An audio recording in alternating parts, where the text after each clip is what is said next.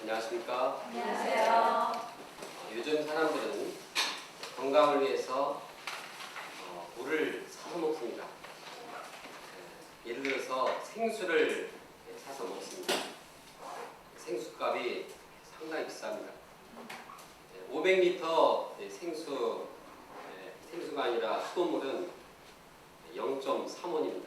그런데 일반 시중에서 파는 물은 900원입니다. 3,000배가 되는 그런 비싼 가격입니다. 그런데도 사람들은 생수를 사서 먹습니다. 그것도 아주 해가 갈수록 점점 더 생수 매출액이 증가하고 있습니다. 생수에 대해서 이 한국 이 생수 이 규모를 보면 3,100억 원, 2005년도에 3,100원인데 100억 원인데 5년이 지난 2010년에는 6천억 원으로 증가했습니다. 이것은 한국뿐만 아니라 세계의 이러한 추세입니다. 그래서 2003년도에 세계 이 생수 시장 규모가 80조 원이랍니다. 근데 5년이 지난 2008년도에는 200억 원으로 증가했다고 합니다. 아주 그냥 사람들이 200조 원, 200조 원으로 이렇게 성장했고요. 이 건강을 위해서라면 깨끗한 물을 먹고 좋은 물을 마셔야겠다고 이렇게 좋은 물을 마시기를 원하고 있습니다.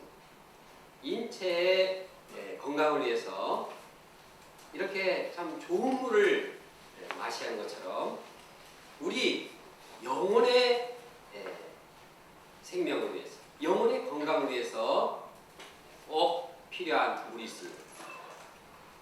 예수님께서는 그 물을 이제 우리에게 제공해 주기를 원하십니다. 근데 좋은 물 먹어라 이렇게 하지 않고 아주 간절한 마음으로 그냥 서서 외치면서 그냥 사람들에게 누구든지 목마르거든 내게로 와서 마셔라 하고 애타는 심정으로 말씀하셨습니다. 우리가 본문을 통해서 우리 영혼의 건강을 위해서 생수의 강을 덧입고 넘쳐 흐를 수 있기를 간절히 원합니다. 네. 첫째, 예수님은 인생에 목마른 모든 사람들을 초청하십니다. 명절 마지막, 초막절 마지막 날이었습니다. 초막절은 원래 이스라엘이 애굽에 이제 노예생활을 하다가 광야로 가서 이 장막을 지게 되는데 그 장막에서 거하던 것을 기념하는 행사였습니다. 사람들은 나뭇가지를 엮어가지고 초막을 지어서 초막절 행사를 했습니다.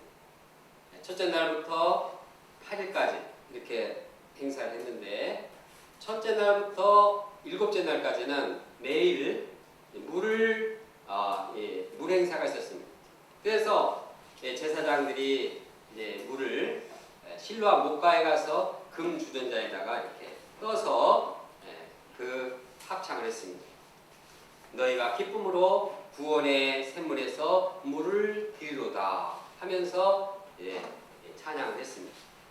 그리고 나팔소리와 함께 다시 예루살렘 성전에 돌아와서 제단 옆에 배아에다가 물을 부어 주었습니다. 이렇게 해서 하나님께서 광야 생활 가운데서 그들에게 물을 풍족히 채워주신 것을 기억하고 감사했습니다. 뿐만 아니라 그 하나님께서 올해에도 비를 풍족히 주셔서 곡식이 잘 자라도록 기도하게 되었습니다. 한마디로 초막절 행사의 빅 이슈는 물이었습니다. 물이 풍성하게 주신 것을, 물을 풍성하게 주신 하나님께 감사하고 또 물을 주시도록 간구한 것입니다.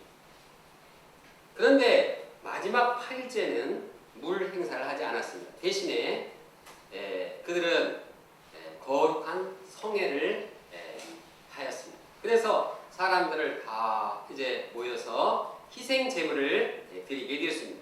바로 그날 예수님께서 모인 무리를 향해서 외쳤습니다. 누구든지 목마르거든 내게로 와서 마셔라.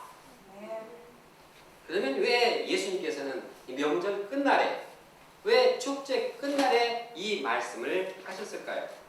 왜냐하면 예수님께서는 사람들의 목마름을 온전히 해결해 주기를 원하셨기 때문입니다. 명절 동안에 사람들은 예루살렘에 옵니다. 그래서 축제를 즐깁니다. 그러나 그 좁은 그 예루살렘에 수십만의 인파들이 모여서 함께 행사를 진행하는데 그건 굉장히 피곤한 일이었습니다. 물 행사의 참 핵심은 이제 이 초막절 행사의 핵심은 물인데 그 참 실로암 못에 가서 물 한번 한 잔 마시기도 힘들었습니다. 이 사람들은 수십만인데 그냥 실로암 못은 졸졸졸 흐르는 이런 시냇가인데 사람들이 그거 기다리라고 얼마나 수고 많았겠습니까? 그 수십만이 먹어야 되는데 나 혼자만 막 바가지로 다 먹을 수 있겠습니까? 한 잔씩 조금씩 나눠 먹었겠죠. 이 뭐 양도 안 차고 또 그거 먹었다고 해서 시원해서 심령을 새롭게 되고 그러지 못했습니다.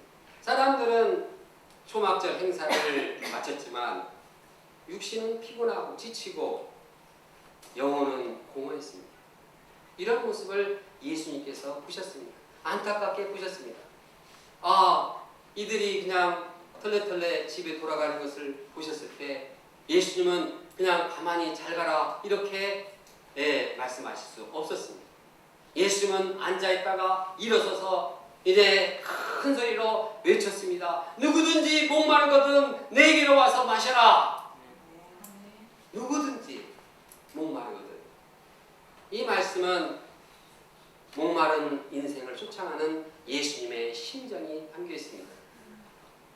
목마른 그들, 초막절 행사를 그쳤지만 그 목마른 그들, 그 인생의 목마름을 해결해 주기를 원했습니다. 그래서 그들이 집에 가서도 기쁨과 만족한 삶을 살기 원했습니다. 예수님은 그들이 목마름의 문제를 해결하도록 그래서 인생 전체를 이제 풍족하고 기쁨이 충만한 생활을 하기를 원하셨습니다. 그래서 상한 심정을 가지고 그들을 향해서 외쳤습니다. 누구든지 목마르거든 내게로 와서 마셔라. 누구든지. 이 말은 어떤 사람이든지 나오기만 하면 이제 주님께 다 오기를 바라는 예수님의 소원이 담겨 있습니다.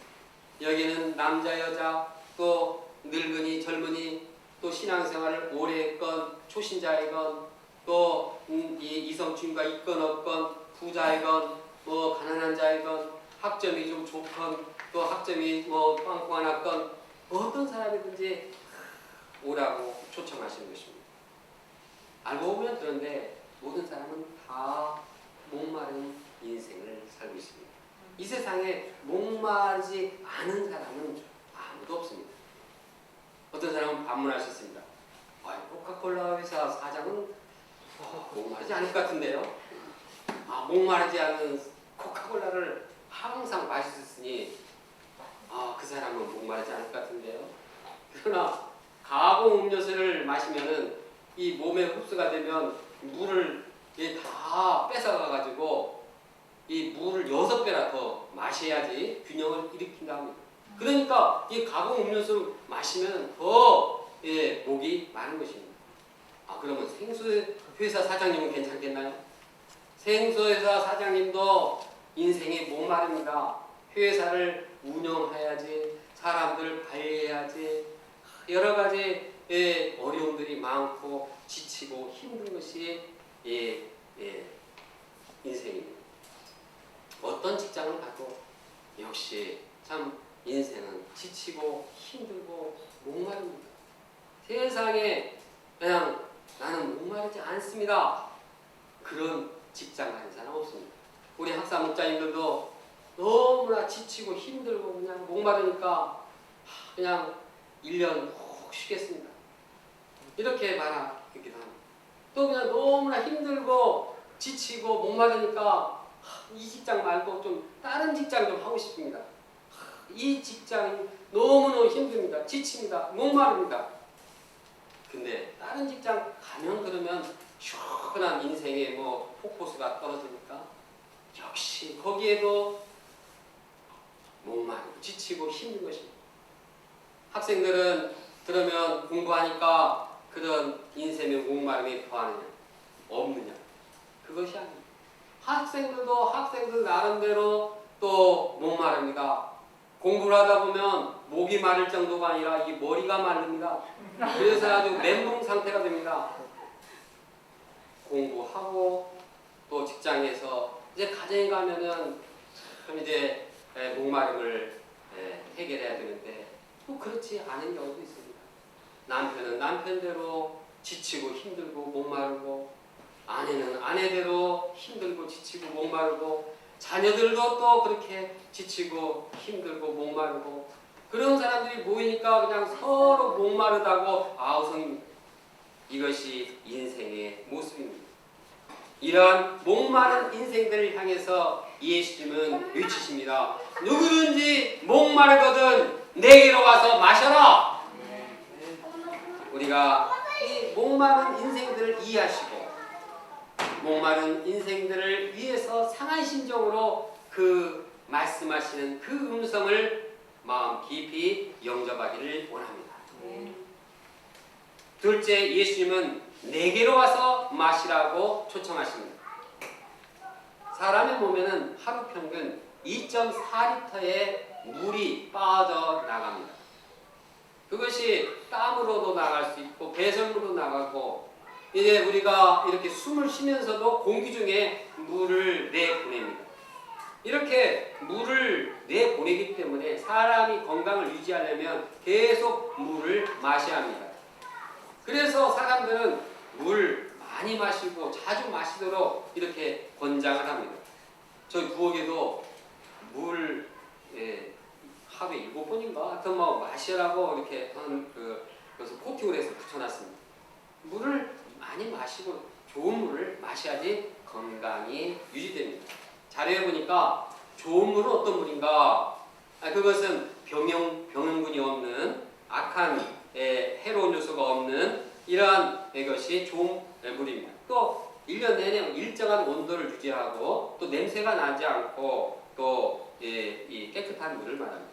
또 이거 광천수, 무슨 칼슘이나 마그네슘이나 철분 등 이 광물질이 포함되어 있는 물이 좋은 물입니다. 또 질병을 치료하는 효과가 있거나 이 건강을 증진시키는 물이 참 좋은 물입니다. 저기 천안에 가보니까 이 곡주들을 쫙 이렇게 전람해놨는데 우리 조상들이 이 과일로 이 술을 만들었는데 그 술을 마시면은 취하는 게 아니라 정신이 바짝 난다고. 아주 건강에도 좋아서 이제 이 배도 이렇게 큰 자극이 없고 아주 머리도 깨끗해진다. 이런 물들이 참 좋은 물입니다. 그런데 우리 영혼을 깨끗게 하는 물은 어떤 물일까요? 어디서 우리가 이러한 영혼을 깨끗게 하고 우리 심령을 깨끗게 하는 물을 얻을 수 있을까요? 그것은 딱 하나입니다. 그것은 예수님이 주시는 생수의 물입니다. 내게로 와서 마셔라. 예수님께서는 내게로 와라. 내가 너에게 이 물을 주겠다. 내 물을 주실 때, 내 물을 줄 때 그것이 생수다. 이렇게 말씀하고 있습니다. 그러므로 우리가 언제 어디든지 예수님께로 가기만 하면 예수님께서는 우리에게 생수를 주십니다. 요한복음 4장에 보면 사마리아 여인이 나옵니다. 이 여인은 유대인이 아니고 사마리아 여자였습니다. 거기에다가 부도덕한 여인이었습니다. 그는 남편을 5이나 두었고 지금 또 남편이 하나 있습니다. 그런데 그 인생은 목말랐습니다. 이러한 그녀에게 예수님께서는 영원히 목마르지 않는 생수를 소개하십니다. 내가 주는 물을 마시는 자는 영원히 목마르지 아니하리니 내가 주는 물은 그 속에서 영생하도록 솟아나는 샘물이 되리라. 예수님이 주는 물은 마음에 영혼에 솟아나는 샘물이 되는 것입니다. 여기서 예수님께서 말씀하시는 그 생수라는 것이 무엇입니까? 눈에 보이지 않는 성령입니다. 예수님께서는 이를 믿는 자들이 받을 성령을 가리켜 말씀하신 것이라고 이 요한복음에는 설명하고 있습니다. 예수를 믿으면 생수인 성령이 우리 마음 가운데 흐르게 되는 것입니다. 성령의 생수가 우리 영혼을 깨끗하게 합니다. 성령의 생수가 우리 영혼을 살아나게 합니다. 그러므로 우리는 성령의 생수를 무한정 공급해 주시는 예수님께 나가기만 하면 되는 것입니다. 자연의 생수를 마시려면 돈 주고 사야 됩니다. 그러나 예수님께 나가기만 하면 예수님은 무료로 그냥 무한정, 무한 리필입니다. 그리고 그냥 한번 마시면은 그것이 영생하도록 계속 솟아나는 샘물이 되는 것입니다. 예수님을 믿기만 하면, 예수님을 영접하기만 하면 성령의 생수를 주시는 것입니다. 이 시간에도 예수님께 와서 예수님의 주시는 물을 영접하기만 하면 우리의 심령은 시원해지는 것입니다. 다른 공사도 필요한 것이 아닙니다. 율법을 지켜야 되는 것도 아닙니다. 돈을 내는 것도 아닙니다. 예수님께로 가서 예수님을 믿기만 하면, 예수님을 영접하기만 하면, 십자가에 우리를 위해서 돌아가신 그 예수님, 부활하신 그 예수님을 영접하기만 하면 우리의 심령 가운데 성령의 생수가 흘러나오게 되는 것입니다. 얼마나 은혜롭고 감사한 일입니다. 우리가 매일매일 순간 예수님께서 주시는 성령의 생수를 마시기를 원합니다. 그런데 왜 우리의 심령 가운데 성령의 생수가 흐르지 않고 있습니까? 우리 마음 가운데 성령의 생수가 들어오는 것을 방해하는, 막는 그 무엇인가가 있습니다. 그것이 무엇입니까? 그것은 죄입니다. 내 마음에 더러운 죄가 있으면 성령의 생수가 들어오는 것을 차단시켜 버리는 것입니다. 죄가 있으면 성령의 생수를 이제 피해서 예수님을 숨어버리고 다른 데로 가버리는 것입니다. 자꾸 피합니다. 어두운 죄 가운데서 꼭꼭 숨어 있으려고 합니다. 그 죄의 습관이 반복이 되면 이제 계속 이 죄의 습관대로 행하게 되는 것입니다.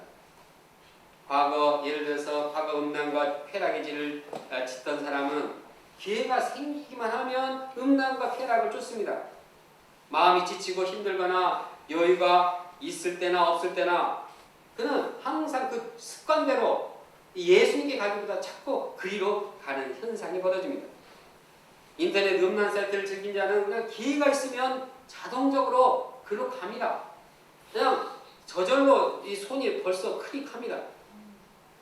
그러나 아무리 이렇게 음란 사이트나 게임이나 이런 것을 아무리 즐겨도 인생의 목마른 문제는 해결할 수가 없습니다. 더욱 목마를 뿐입니다. 어떤 사람은 자기가 힘들고 지치면 이것이 다른 사람이 문제다 그래서 다른 사람을 계속 씹습니다. 불평합니다. 욕합니다. 그러면 당시에는 좀 속이 시원할지 몰라도 그 다음에는 너무 마릅니다. 다른 사람을 욕하면 그 마음에 오히려 구정물이 들어가서 그 마음이 더욱더 공허하고 더 힘들어집니다.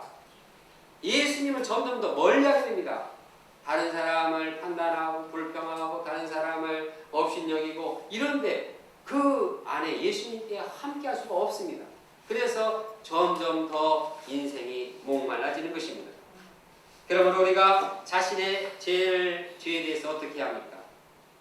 우리는 자신의 죄와 자신의 죄악된 습관을 철저히 회개하고 예수님을 믿어야 합니다. 우리 내면의 죄 문제를 해결해야지 생수를 마실 수가 있습니다. 사도행전은 말씀합니다. 너희가 회개하여 각각 예수 그리스도의 이름으로 세례를 받고 죄사함을 받으라. 그리하면 성령을 선물로 받으리라. 우리가 성령의 생수를 받기 위해서는 분명한 결단, 회개가 요구되는 것입니다. 신라시대 유명한 그 김유신 장군의 일화를 많은 사람이 알고 있습니다. 김유신 장군이 젊었을 때 좀 방탕한 생활을 했다고 합니다. 그래서 이제 술집에 한 기생이 있었는데 이 매일 그녀가 있는 그 술집에 다녔습니다. 그런데 이제 어느 날 이 사실을 한 부모가 크게 노여워했습니다. 아니 어떻게 큰 사람이 될 사람이 이렇게 기생에게 빠져서 술집에 가느냐. 그래서 이제 그날 김유신은 다시는 그 집에 가지 않기로 약속을 했습니다. 부모님과 약속하고 자신하고도 약속을 했습니다. 그런데 세월이 지난 후에 김유신은 이 집에 가는 일에 깜빡 이 잠에 빠져들게 되었습니다. 그래서 졸고 있는데 눈을 떠보니까 말이 그냥 그 기생집으로 다 인도한 것입니다. 그래서 김유신은 보고 그 기생을 딱 보더니 어떻게 했습니까? 칼을 빼서 그냥 말에 목을 쳤습니다.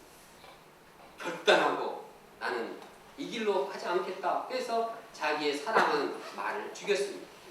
이처럼 우리가 죄의 습관을 벗어나기 위해서는 분명한 결단이 요구되는 것입니다. 그냥 자연적으로 뭐 가는 것이 어떠냐 이렇게 하면 죄에 벗어나지 못하는 것입니다. 우리 안에는 우리를 죄의 세계로 인도하는 말이 있습니다. 보이지 않는 말이 있습니다. 그것이 무엇입니까? 죄의 본성입니다. 죄의 본성은 우리를 이제 태워가지고 방심하기만 하면 그쪽으로 향하게 합니다. 그럼 어떻게 합니까? 우리는 죄에 계속 빠지게 되는 것입니다. 그러므로 죄로 인도하는 그 말인 이 죄악된 본성을 발견할 때마다 무참하게 죽여야 합니다. 십자가에 못 박아 죽여야 합니다. 그래야지 우리는 예수님께로 가서 성령의 생수를 마실 수가 있습니다. 구체적으로 우리는 매일매일 예수님께서 주시는 성령의 생수를 마시는 생활을 해야 합니다. 어떤 분은 신앙생활을 한다고 하면서 예수님이 주시는 이 성령의 생수를 마시지 않고 그냥 사람들만 만납니다. 그냥 사람들을 좋아하고 사람들과 대화하고 사람들하고 여러 가지 이야기를 많이 합니다. 그것이 나쁜 일이 아닙니다. 어떤 사람은 열심히 봉사를 합니다. 이거 필요한 것도 하고 저런 거 필요한 것도 하고 교회에 필요한 것도 합니다. 얼마나 아름다운 일입니까? 그것이 나쁜 일이 아니고 좋은 일입니다. 해야 되는 일입니다. 그러나 문제는 성령의 생수를 마시지 못하는 것이 문제인 것입니다. 그럼 우리가 무슨 일을 하더라도 항상 예수님을 만나서 예수님이 주시는 성령의 생수를 마시기 원합니다. 주일 예배에 왔습니다. 주일 예배에 와서 뭐합니까? 자리 채워주는 건 너무 감사합니다. 그러나 우리가 자리 채워주는 것으로 만족해서는 안 되겠습니다. 우리가 출석하는데 만족해서는 안 되겠습니다. 어떻게 해야 됩니까? 못생긴 요셉 목자 얼굴만 바라보면 뭐 나옵니까? 괜히 짜증만 납니다. 오히려 이제 예수님을 마음에 영접해야 합니다. 우리가 십자가에 돌아가신 예수님, 부활하신 예수님을 마음에 영접하기만 하면 우리 심령이 환해지고 성령의 생수로 흘러 넘치게 되는 것입니다. 주일 예배뿐만 아니라 일용할 양식을 할 때에도 사람들과 대화를 할 때에도 기도를 할 때에도 항상 살아계신 예수님, 우리를 위해서 십자가에 돌아가신 그 보혈의 피를 흘리신 그 예수님, 우리를 위해서 죽음의 권세를 파하신 그 부활의 예수님을 영접할 때 우리의 심령은 새롭게 되는 것입니다. 공부할 때나 직장 일을 할 때나 집에 있을 때나 항상 살아계신 예수님을 영접하고 믿음으로써 성령의 생수를 마시는 생활을 하기 원합니다. 사실 말은 이렇게 하지만 이것이 하나의 싸움입니다. 저도 목자 생활하면서 지치고 힘들고 목마를 때가 있습니다. 어쩔 때는 그냥 멘붕 상태가 와서 그냥 몸이 나lang해지고 어떻게 나를 주체할 수 없는 그런 때도 있습니다. 왜 그런가 하면은 제가 예수님을 만나기보다도 그냥 사람들과 또 이 역사의 힘든 것을 그냥 너무 고심하다 보면 아주 그냥 그것이 속에서 나를 무기력하게 만드는 경우가 있었습니다. 이럴 때 저희 영혼을 소생시켜 주는 것은 아무도 어느 것도 없었습니다. 그러나 이때 제가 말씀을 읽고 기도하고 예수님께 나가면 예수님께서는 성령의 생수를 주시고 저의 영혼을 소성시켜 주십니다. 영적 생수가 제 마음의 목마름을 다 없어지고 생명력을 회복하게 해주십니다. 우리 모두가 인생에 힘들고 지칠 때, 짜증날 때, 목마를 때 예수님께 나아가기 원합니다. 예수님께 나아갈 때 주님께서는 언제 어디서나 우리에게 생수를 주십니다. 힘들 때만 가지 말고 그냥 정기적으로 나가서 예수님의 도우심을 던지기를 원합니다. 셋째, 예수님은 믿는 자들에게 축복을 약속하십니다. 예수님께서는 나를 믿는 자에게 그 배에 생수의 강이 흘러나리라고 약속하셨습니다. 이것은 예수님께서 하신 약속이기도 하지만 이미 오래전 구약 성경에 예언된 말씀입니다. 38절을 함께 읽어보겠습니다. 시작. 나를 믿는 자는 성령의 이름과 같이 그 배에서 생수의 강이 흘러나오리라. 여기 보면 성경의 이름과 같이라고 말하고 있습니다. 성경, 이미 구약 성경에 이렇게 약속했다는 것입니다. 구약 성경의 여러 구절에서 이러한 말씀을 예언하고 있습니다. 이사야서는 말씀합니다. 나 하나님은 목마른 자에게 물을 주며 마른 땅에 시내가 흐르게 하며라고 말합니다. 스가랴서는 말씀합니다. 그날의 생수가 예루살렘에서 솟아나서 절반은 동해로 절반은 서해로 흐를 것이라. 여름에도 겨울에도 그러하리라. 성경의 예언들은 장차 생수의 강이 흘러 넘쳐 날 것이라고 예언하고 있습니다. 이 예언의 말씀대로 예수를 믿는 자는 그 배에서 생수의 강이 흐르게 되었습니다. 그 배에서란 말은 심령 깊이, 마음 깊이라는 뜻입니다. 예수를 믿으면, 예수를 영접하면 우리 신자의 마음에 깊은 곳에 생수의 강이 흘러나오는 것입니다. 이는 생수의 시냇물 아닙니다. 졸졸졸 흐르는 시냇물이 아니고 콸콸콸 나야가라 폭포가 콸콸 이렇게 넘치듯이 우리의 심령을 새롭게 하는 강물입니다. 강물도 단수가 아니라 복수입니다. 원문에 보면 강물들입니다. 내 배에서 막 이곳저곳에서 막 강물이 철철철 흘러서 우리의 심령을 촉촉히 적셔 주시는 것입니다. 찬송가 409장은 찬양합니다. 목마른 내 영혼 주가 이미 허락한 그 귀한 영생수 주여 갈망합니다. 그 약속 따라서 힘써 간구하오니 오 주여 내 기도 어서 들어주소서. 예수의 사랑 예수의 사랑 바다 물결같이 내게 임하니 영광의 물결에 온전히 쌓여서 내 영혼의 기쁨 한량없도다. 네. 바다 물결같이 강물같이 우리의 영혼을 새롭게 하시는 분이 바로 성령의 생수입니다. 예수를 믿을 때 그 마음 깊이 하나님의 기쁨이 함께합니다. 모든 죄의식은 다 사라집니다. 죄, 참 이제 심판, 두려움 다 사라집니다. 자유로운 인생이 되는 것입니다. 사랑과 희락과 화평과 온유와 충성, 이 성령의 열매들이 주렁주렁 맺히고 흘러 넘치게 되는 것입니다. 우리의 인격이 변화됩니다. 우리는 불타는 비전의 사람들이 되는 것입니다. 생수의 강이 흘러나려고 하신 것은 생수가 한 곳에 고여있지 않고 다른 곳으로 흐른다는 의미가 있습니다. 성령의 생수는 내 혼자만 누리는 것이 아닙니다.